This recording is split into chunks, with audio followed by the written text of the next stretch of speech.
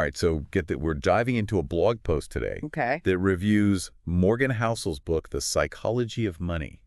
Interesting. And before you think, ugh, another personal finance lecture, hold on. Okay. This one's different. Okay.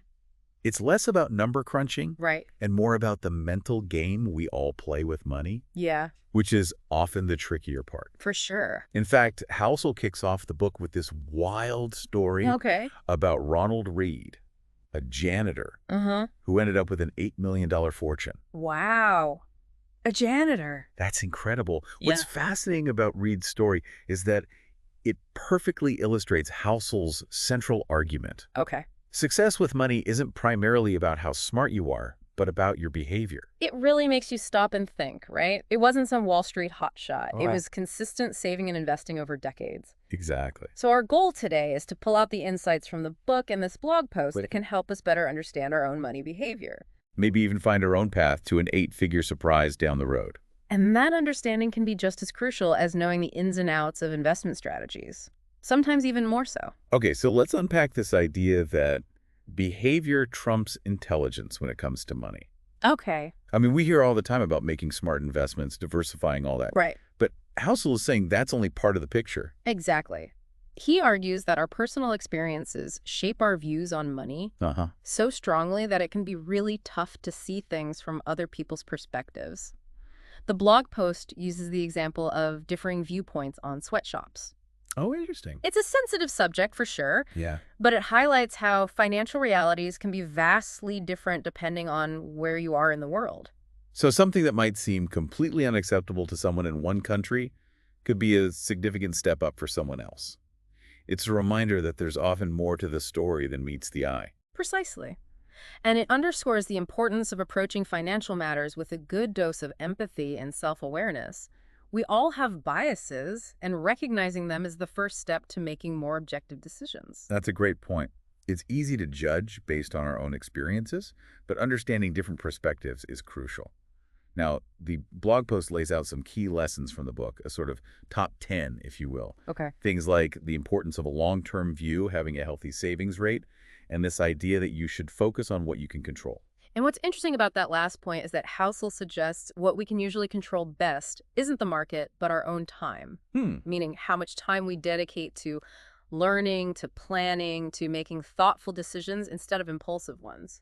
That's a really interesting way to think about it. It's not about trying to time the market perfectly, but about being in the game for the long haul. Right. He dives into the power of compounding, which is basically the snowball effect, where your returns generate more returns over time. The longer you let that snowball roll, the bigger it gets. So patience is key, which I think goes against our instant gratification culture, doesn't it? Absolutely. One of the most memorable things Housel says is, the secret is time. He uses vivid examples to drive this point home. Okay. Like how the same principle that leads to Ice Age's gradual accumulation over time is also the driving force behind building wealth. It's not about getting rich quick, it's about letting your money work for you over the long term. That makes a lot of sense. It's like that saying, the best time to plant a tree was 20 years ago. The second best time is today. Exactly. Okay, so we've got this long-term perspective. We're letting that compounding magic do its thing. Right. But there's another piece of the puzzle here, right? This idea of contentment and its role in financial well-being. Right. It's not just about earning more, it's about being satisfied with what you have. Housel calls this getting the goalpost to stop moving. We often fall into this trap of chasing an ever-increasing definition of wealth, and it can be exhausting. Because there's always going to be someone who has more, someone who's doing better, right? Exactly. And that ties into the concept of risk. Okay. If your goalposts are constantly shifting, you might be tempted to take on unnecessary risk just to keep up. Which reminds me of that quote from Nassim Taleb. You can be risk-loving, yet averse to ruin. Yes. It's about finding that sweet spot between playing it safe and taking calculated risks. And a big part of that is defining what enough looks like for you. Because if you don't know where you're going, any road will get you there. Right. But it might not be a road you enjoy traveling. That's a great analogy. So how do we actually figure out what enough is for us?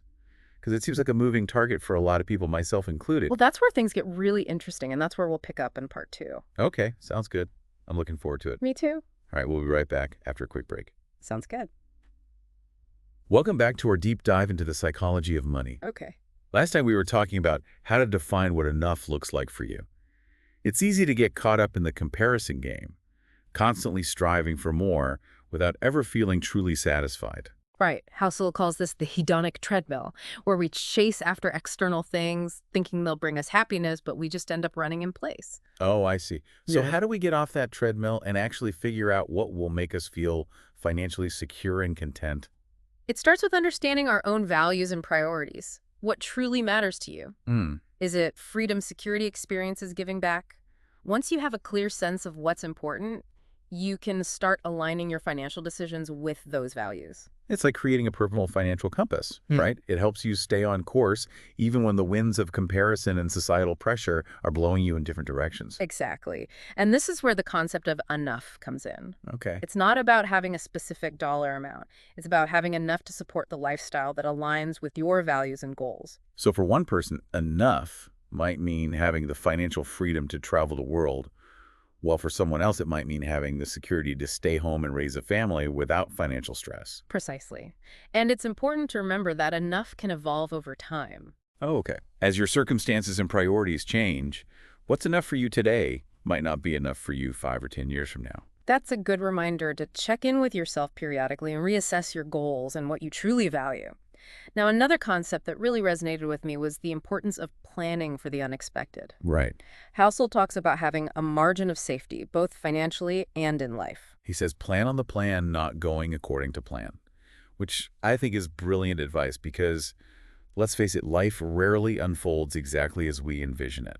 And unexpected events can throw a real wrench in your financial plans. Yeah. A sudden job loss, a medical emergency, or even a global pandemic can derail even the most carefully crafted budget. That's why having a financial cushion, Yeah. whether it's an emergency fund, a diversified investment portfolio, or even just a solid support system, can make all the difference. It's like having a safety net to catch you if you fall. Doesn't mean you won't experience setbacks, but it can help you bounce back more quickly and with less stress. Right. Housel even suggests that having a margin of safety can actually make you more comfortable taking risks in other areas of your life. That's interesting. So knowing you have that financial cushion can actually free you up to be more adventurous or entrepreneurial because you know you have a buffer if things don't go as planned. Exactly. It's about mitigating the downside risks so you can pursue opportunities with more confidence. This reminds me of another concept. Housel mentions stop loss. Yeah. He borrows this idea from the world of investing, where it refers to setting a predetermined price at which you'll sell a stock if it starts to decline. And he applies the same principle to other areas of life. Uh-huh. Knowing when to cut your losses and move on is a valuable skill, whether it's in a relationship, a job, or a business venture. Because sometimes holding on can actually cause more harm than good, right? Absolutely. It's about recognizing when a situation is no longer serving you and having the courage to make a change, even if it's difficult. This all ties back to the importance of adaptability, especially in today's world where things are changing so rapidly. Right. Housel talks about how the modern workplace is in constant flux. Okay. Skills become obsolete. Industries transform and new challenges emerge all the time. Yeah. The ability to adapt and learn new things becomes crucial not only for career success, but for navigating the twists and turns of your financial journey as well. So it's not enough to just learn a set of skills and coast on those for your entire career. You need to be constantly evolving, learning new things, and adapting to the ever-changing landscape. And that adaptability applies to your finances as well. The financial strategies that worked for you 5 years ago might not be the best fit for you today. Which brings us to another really important point, understanding your personal risk tolerance. Right. It's something Housel touches on, but I think it deserves more attention. Because how comfortable you are with risk will have a huge impact on your investment decisions, your career choices, even your lifestyle choices. He makes a great point that everyone's definition of risk is different. Yeah. What might seem risky to one person could be considered perfectly acceptable to another. And a lot of that comes down to your personality, your past experiences, and your financial circumstances. So someone who grew up during a period of economic instability might have a much lower risk tolerance than someone who's always known financial security.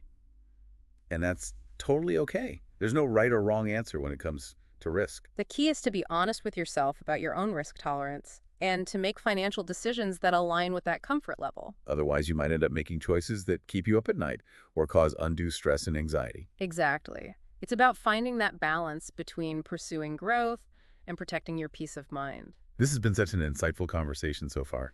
I'm already starting to rethink some of my own financial habits and priorities. That's the beauty of this book. It challenges you to think differently about money and to make choices that are truly aligned with your values and goals. And that's what makes it so much more than just another personal finance book. Before we move on to part 3, I want to leave our listeners with this thought-provoking question from the blog post. How do our perceptions of success and failure, especially when it comes to money, influence our financial decisions? That's a really interesting question to consider because our definitions of success and failure are often shaped by our upbringing, our culture, and even our social media feeds. Right. It's easy to get caught up in comparing ourselves to others and feeling like we're not measuring up. But what if we redefine success on our own terms? What if we focused on progress, not perfection? What if we celebrated our small wins and learned from our setbacks instead of beating ourselves up? Those are great questions to ponder as we continue our exploration of the psychology of money. Join us in part 3 as we dive deeper into these ideas and uncover even more insights from this thought-provoking book. Welcome back to the Deep Dive.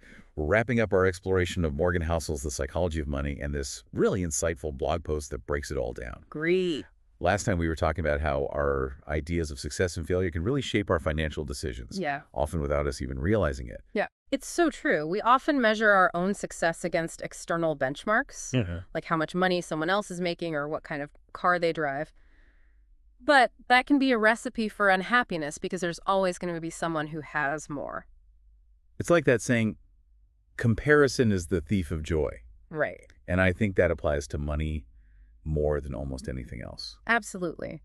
Housel argues that true success is about aligning your financial decisions with your own values and goals, not chasing someone else's definition of success. Which brings us back to this idea of enough, right? Yes. Defining what truly matters to you and building your financial life around that. Exactly. It's about understanding that money is simply a tool to help you live a fulfilling life. Okay. It's not the end goal in itself. And that's a really important distinction. Yeah.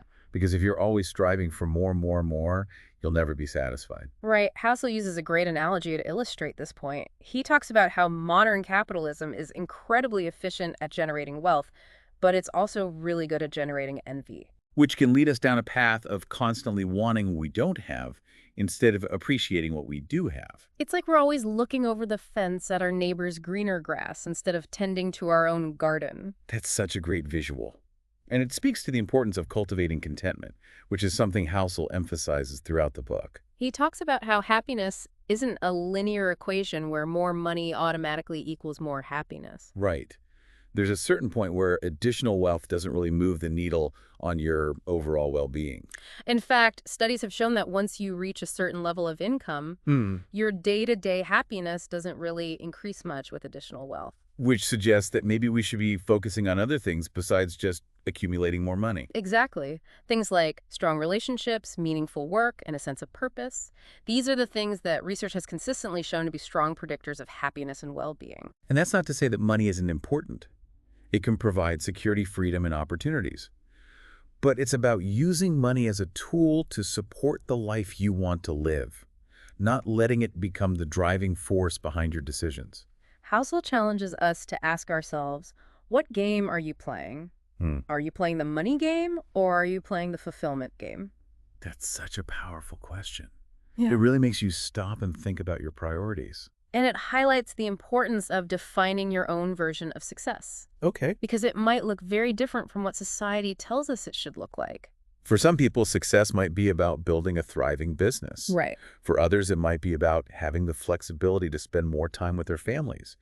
And for others, it might be about making a difference in the world through their work or their philanthropy. The key is to figure out what truly matters to you and then to make financial decisions that support those goals and values. And sometimes that means making choices that might not make sense from a purely financial perspective, like choosing to work a job that you love, even if it pays a little less, or taking a year off to travel the world, even if it means dipping into your savings. Those are the kinds of decisions that can truly enrich your life in ways that money can't buy. And I think that's a great note to end on. As we wrap up our deep dive into the psychology of money, I hope you're walking away with a renewed sense of purpose and a deeper understanding of your own relationship with money. It's been a great discussion. Remember, it's not just about the numbers. It's about understanding the psychology, the emotions, and the values that drive our financial decisions. So true. And with that knowledge, you can start making choices that align with your true priorities and create a life that feels both financially secure and deeply fulfilling. Thanks for joining us on this deep dive. Until next time, keep learning, keep exploring, and keep questioning the assumptions that shape your financial world.